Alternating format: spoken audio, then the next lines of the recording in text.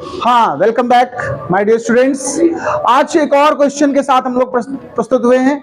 अच्छा प्रश्न है, ये अनुपात में दिया गया है। सवाल हमसे क्या कह रहा है, जरा एक बार मैं पूरा सवाल समझा देता हूं। सवाल कह रहा है एक ही पदार्थ के दो तार हैं, मटेरियल सेम है। अगर कभी पदार्थ एक बोला जाए तो पता क्या चीजें समान माननी तुम्हें? घनत्व तो समान मानना है। क्या मानना है? अगर कहीं किसी टॉपिक में तुम्हें घनत्व का इस्तेमाल करना है, चूंकि एक ही पदार्थ है तो घनत्व तो समान होगा। और एक चीज और समान होती है, विशिष्ट प्रतिरोध। क्या पढ़ा चुका हूं ना, ओम इंटू मीटर मात्रक था। विशिष्ट प्रतिरोध समान होता है अगर पदार्थ समान है तो इस प्रश्न में जब आगे सॉल्व करूंगा तो मैं ये मान लूंगा कि विशिष्ट प्रतिरोध समान है।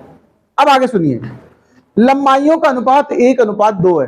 देखिए लंबाई का अनुपात 1:2 है। लंबाई का अनुपात माने भाग होता है। L1/L2 तुम्हें 1/2 दिया।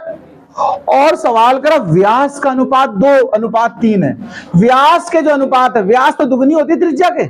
2r1/2r2 कहोगे 2/3 दिया है तो 2 से 2 काट दो, r1/r2 भी तो 2/3 हुआ।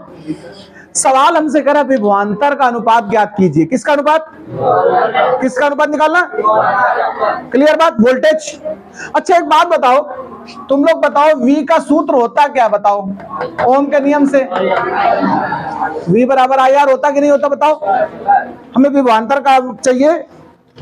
अच्छा V1 = IR1। देखो ध्यान देना भैया। और V2 IR2 समान धारा भेज दी हमने। हमें तो वोल्टेज का अनुपात चाहिए। हमें किसका चाहिए? देखो दोनों तारों के सिरों के बीच विभवांतर का अनुपात चाहिए। Very good. और एक ही बैटरी में श्रेणी क्रम में जुड़े, ये बोल भी दिया।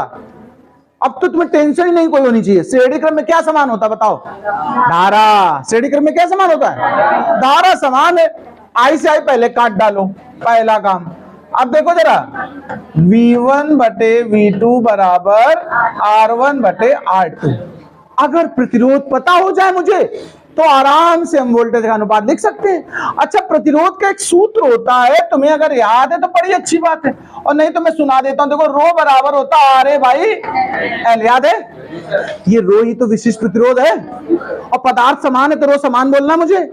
तो R का जो सूत्र बना पहले बताओ, रो × L/A हुआ।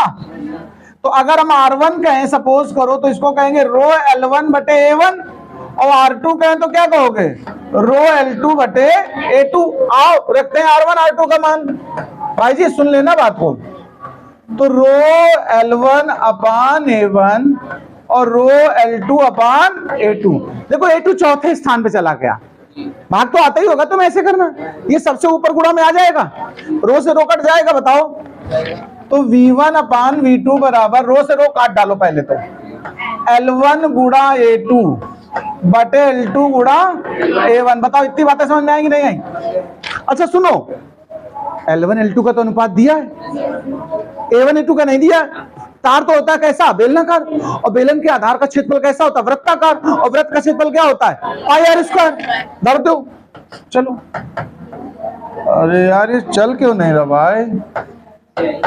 स्याही खत्म हो गई। देखो कहीं कोई मक्खी वक्खी बैठ गई इसका मतलब।